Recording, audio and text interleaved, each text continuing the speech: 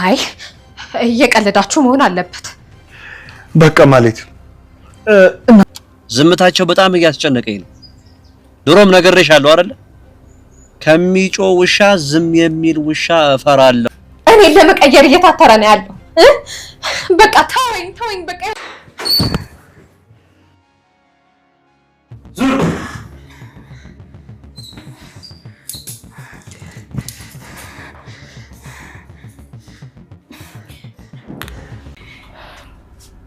እዚህ ልተኛ ነው እንዴ? ስትናፍቂኝ ጊዜ መለሽ ወደ ተዘጋጀልሽ ክፍል ግቢ። ተነሽ።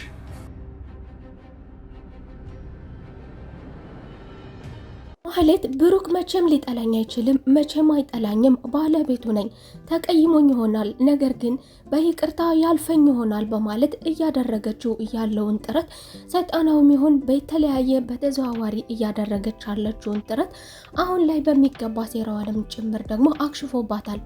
ታዲያ ከዚህ በፊት እንደተመለከትነው ቅድስትን እሷ የጣለቻት አስመስላ እነሱ አጠገብ ስትደርስ ራሷን ተጎጂ አድርጋ ቅድስትን ከቤት እንዲያባረራትም አድርጋ ነበረ። ነገሩ ግን በቀጣይ ግን ሲመለሱ ደግሞ ለቅድስት ሰርፕራይዝ አድርገውላን ነበረ። ማህሌትም ፕራንክ በማለት ማህሌት ጨርቋን ጥላ እንድታብድም አድርገዋታል።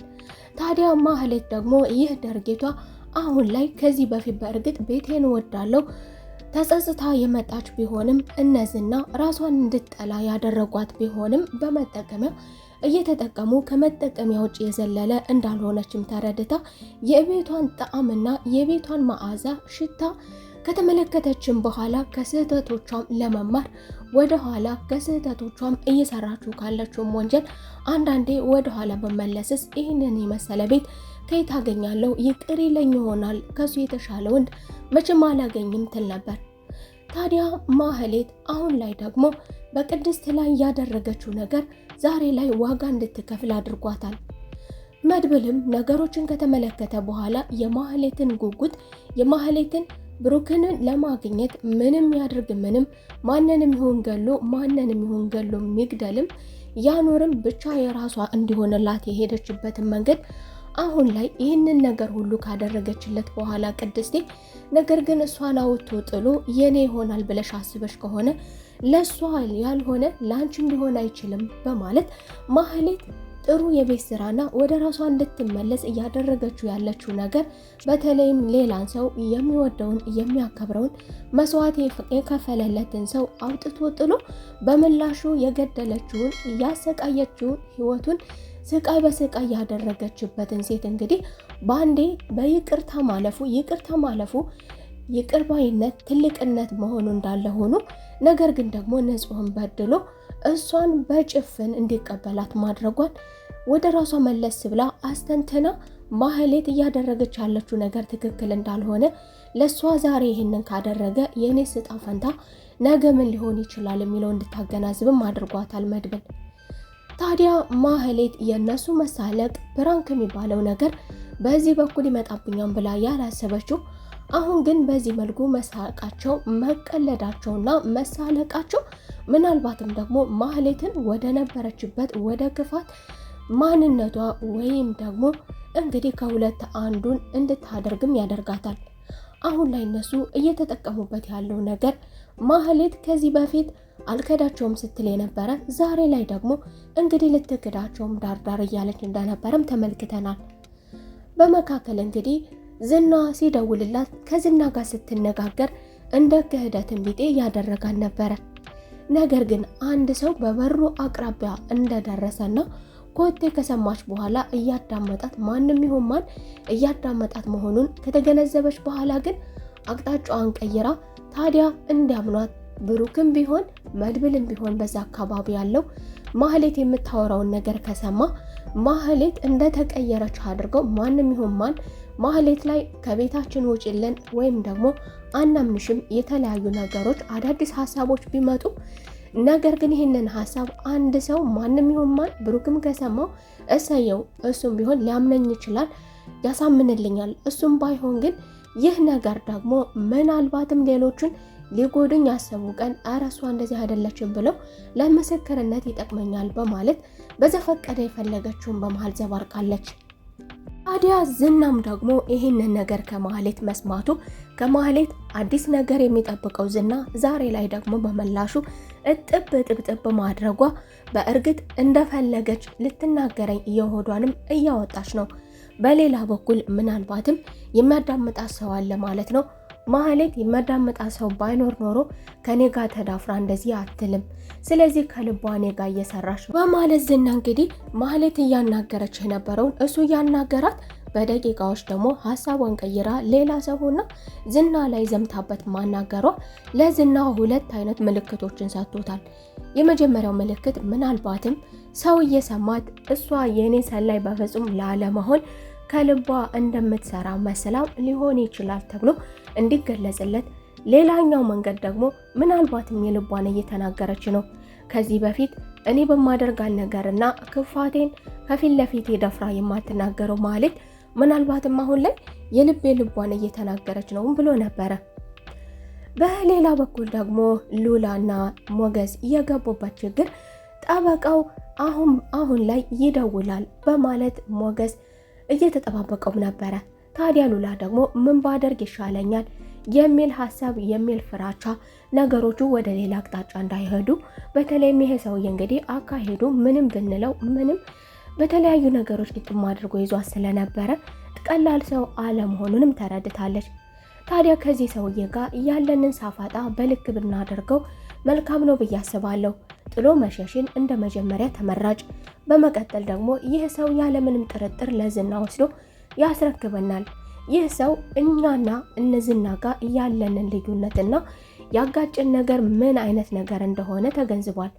ስለዚህ የኔ ደካማ ጎን ዝና መሆኑን ስለተረዳ፣ ስለዚህ አሁን ላይ የኔ ብትሆኚ ትሆኛለሽ፣ ባትሆኚ በደቂቃዎችና በአንድ የስልክ ጥሪ ዝናን ከፊትሽ ላመጣው እችላለሁ የሚል ማስፈራሪያም ብቻ ሳይሆን በላከላቸው የደብዳቤ ወረቀት ደብዳቤ እንዲሁም ደግሞ ምንም ነገር ሊያደርግ እንደሚችል ይህ የተማረ ሰው የመሰለ አዋቂ ነኝ፣ መምህር ነኝ፣ ጠበቃ ነኝ እያለ ነገር ግን የሄደበትን እውቀት የተማረበትን እውቀት ለህዝብ ማገልገል የነበረበትን እውቀት ይህንን ስልቶች በእውነታዊ መንገድ ሊጠቀምባቸው ሲገባ ነገር ግን ይህንን መንገድ ደግሞ በቆሻሻ ቦታ እንዲጠቀመው ሆኗል። ታዲያ ይህ ስራው ደግሞ ባለቤቱም ዘንድ ወስደው ቢያመለክቷትም ቢነግሯትም በማስረጃ ማስረግጠው ቢያናገሯት ነገር ግን እሷ ባለቤቷን ፍጹም የምታምነው ትመስላለች። ይህ ነገር ከወደ ባለቤቱም ተቀባይነት ስላላገኙ ታዲያ የራሳቸውን መንገድ እንዲጠቀሙም አድርጓቸዋል። ከዚህ በፊት መድብል እንግዲህ ስልክ ሲደውሉለት ባለማንሳታቸው በአካልም ሄዶ ቤታቸው እንዴት ብለው ተቀምጠው በምን አይነት ሁኔታ ተቀምጠው እየተንቀጠቀጡና እየተረበሹ እንደነበረ ስለተመለከተ በቀጥታ ደግሞ ይህ ሰውዬ ምልክቱ ከዝና ጋር የዝናን አድራሻና የዝና ማንነት ያወቀ ይመስለኛል። ስለዚህ ዝና አሁን እኛን የሚያገኝበት ቀላል ነው ማለት ነው መንገዱ በማለት ከመድብል ጋርም ተነጋግረው ነበረ። ታዲያ ቀጥታ ደግሞ መድብል አሁን ላይ ይህንን ነገር የእናንተን ችግር ዛሬውኑ ፈታዋለሁ ብሎ ቃል በገባው መሰረት መድብልም ዛሬውኑ ተግባር ላይ አውሎላቸዋል። አድርግ የምትባለውን ነገር በስርዓት እንድታደርግም ተነግሯት ተልኮአንም በአግባቡ ተወጥታለች። ታዲያ በሆቴሉም በግብዣውም ጊዜ ደግሞ የፈለገውን እንዲያደርግ ጊዜ ወስዳ እሱን ቀስ እያደረገች እያጫወተች ፖሊሶቹ አጠገቧ እስኪደርሱ ድረስ በጥበብም ይዛው ነበረ። ይህ ሰውዬ እንግዲህ ባለቤቱ ዘንድ ባለቤቱ በአይኗም ብታይ አላምንም ያለችው ባለቤት የተነገራትን ሁሉ በፍጹም የኔ ባል አያደርግም ያለችው ባለቤቱም መጥፎ ስራውን አስነዋሪ ስራውን በተግባር በአካል ውርደቱን እንድታይም አድርገው ባለቤቱንም እንዲሁ ደግሞ ፖሊሶችንም ጭምር አመተው አስቀምጠውለታል። ነገር ግን በምላሹ ደግሞ ይሄ ሰውዬ እኔ ብቻ የመቀመቅ ውስጥ ገብቼ አንቺማ አተርፊያትም በማለት ለዝና በመደወል እንግዲህ መስመር ላይ ይዞ የነበረውን ነገር ይህ ነገር በአንቺ ውሳኔ የሚወሰን ይሆናል በማለት አየር ላይ አቁሞት የነበረውን ሀሳብ አሁኑን ወደ ተግባር በማድረግ ለዝና በመደወል ሉላ ያለችበትን አካባቢ የት አካባቢ እንደሆነች በደቂቃዎች ውስጥ ሊያገኛት እንደሚችል ጥቆማ አድርጎ በቁጥጥር ስር ውሏል። ፖሊሶቹ ከመያዛቸው ከደቂቃዎች በፊት ጣረሞት ላይም እንኳን ይህንን ነገር ሳላሳውቅ በፍጹም መቀመቅ ውስጥ አልገባም እያለ የፎከረበትንም ለዝና አሳውቆ መቀመቅ ውስጥ ገብቷል። ነገር ግን ደግሞ ይህንን ነገር ደግሞ መድብል በሚገባ ስለተከታተለው እንዲሁ ደግሞ ሞገስም ፈሪ ሁን እንጂ በብስለት ከሁላቸውም የበላይ እንደሆነ እናውቀዋለን። ታዲያ ይህንን ነገር ደግሞ አሁን ላይ ያሉበትን ቦታ ቢጠቁምም ነገር ግን መድብልና እነ ብሩክ እነ ሞገስ ይህንን ቦታ አስቀድመው አስበውበት ስለነበረ ለጊዜው የተለየ ቦታ የተለየ መቆያ ቦታ እንዲሁም ደግሞ ሆቴል እንዲቀመጡ ከነበሩበት ቦታ ቀድመው ለቀውና ተዘጋጅተው ስለነበረ ነገር ግን አሁን ላይ ዝና በፍጹም ሊሳካለት አልቻለም። በሌላ በኩል ደግሞ ማህሌት ከቅድስቴ ጋር የገባችው ግብግብ ለዛሬ ደግሞ ለሷ ዳብል እሳት ሆኖ መጥቶላታል። በመጀመሪያ ፕራንክ ነው በሚል ቅጣት ተቀጣ ነበረ።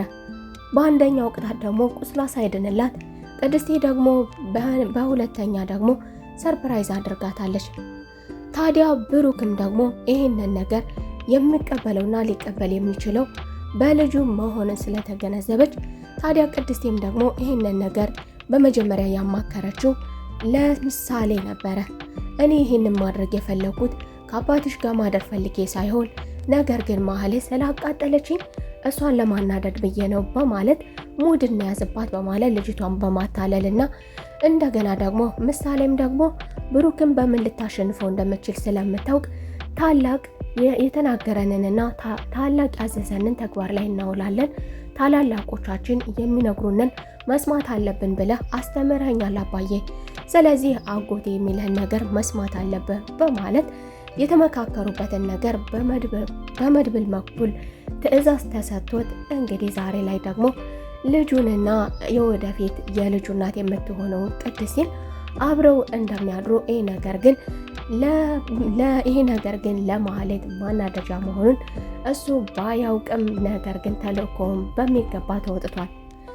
ታዲያ ማህሌትም ደግሞ ያልጠበቀችውና ያላሰበችው ነገር የብሩክ ወደ ቤት ውስጥ ወደ መኝታ ክፍል ውስጥ መግባት ደግሞ ድጋሜ ናፍቆኝ ነው ከኔ ጋር ሊያድር ነው የሚለውን የጠበቀች ቢሆንም ነገር ግን እሱ ክፍሉን ለቃ እንድትወጣለት ከዚህ በፊት ለረጅም ጊዜ ከዛ ቤት ከገባችበት ጊዜ ጀምሮ አልጋውን ለቆላት እሱ ሶፋ ላይ እንደ ሴት ልጅ እያደረ እሷ አልጋ ላይ ተከብራ እንድታደር በማድረጉ እንድታመሰግነው በመጀመሪያ ምስጋና ቢስ አለመሆኗን ተናግሮ አመስጋኝ እንድትሆንም ነግሯት፣ በመቀጠልም ደግሞ ለዛሬ ሌላ ክፍል ላንቺ ተዘጋጅቶልሻል፣ ለዛሬ ከልጄ ከምሳሌና ከቅድስቴ ጋር ከዚህ አብረን ማደር ነው የምንፈልገው በማለት ማህሌት ከተኛችበት አስነስተዋታል። ማህሌት በደቂቃዎች ውሳኔዋ እነ ብሩክ ጋር አብራ መኖር እንደምትፈልግ ይቅርታ ብላ ተናንሳ ዳግመኛ ላታጠፋ ቅድስቴንም ላታስቀይም ከዚህ ሰይጣናዊ ድርጊቷ እንደምትቆጠብም ቃል ገብታ አርፋ ተቀምጣ ነበረ። በሌላ በኩል ደግሞ ማህሌት እኔ ይህንን የመሰለ ባሌን አሳልፌ አልሰጥም በማለት ወደ ቤቷ እንደምትመለስም ከዚህ የተሻለ እንደማታገኝም እንደምትቀየርም ትናገራለች። ቢሆንም ግን ደግሞ እነሱ ዘንድ መጠቀሚያ በመሆኗም ደግሞ በማንኛውም ሰዓት ምናልባትም አቃጥላቸውም ልትሄድ ትችላለች። ታዲያ ዛሬ ላይ ደግሞ የብሩክ እንደዚህ ይህንን ነገር ያልጠበቀችውን ነገር ፕራንክ ማድረጉ እንግዲህ ምን አይነት ዋጋ ሊያስከፍላቸው ይችል? ማህሌት ወደ ቀድሞ ወደ ነበረችበት ሰይጣናዊ ስራ በመግባት እንግዲህ ወይ ልጁን ትቀጣበት ይሆን ወይም ደግሞ ቅድስቴን ትቀጣበት ይሆን ወይስ ከዚህ አይነት ድርጊቷ ተቆጥባ ደግሞ ሁላቸውንም መቀመቅ ውስጥ የሚያስገባ ነገር ከመድብል ጋር ትቀጥል ይሆን? እንግዲህ እሷ ብሩክን ላለማጣት ከብሩክ ላለመራቅ ብሩክን በፍጹም አሳልፌ አልሰጥም የሚል ንዴትም አለባት። እንግዲህ ማህሌት ምን ታደርግ ይሆን የሚለውን በሚቀጥለው ክፍል አብረን የምናይ ይሆናል። ግምታችሁን ኮሜንት ላይ አሳውቁኝ እያልኩኝ የዛሬው ክፍል ይህንን ይመስል ነበረ። በሚቀጥለው ክፍል ተመልሰን እስከምንገናኝ መልካም ቆይታ። ስለምትከታተሉኝ ከልብ አመሰግናለሁ። ወዳችኋለሁ።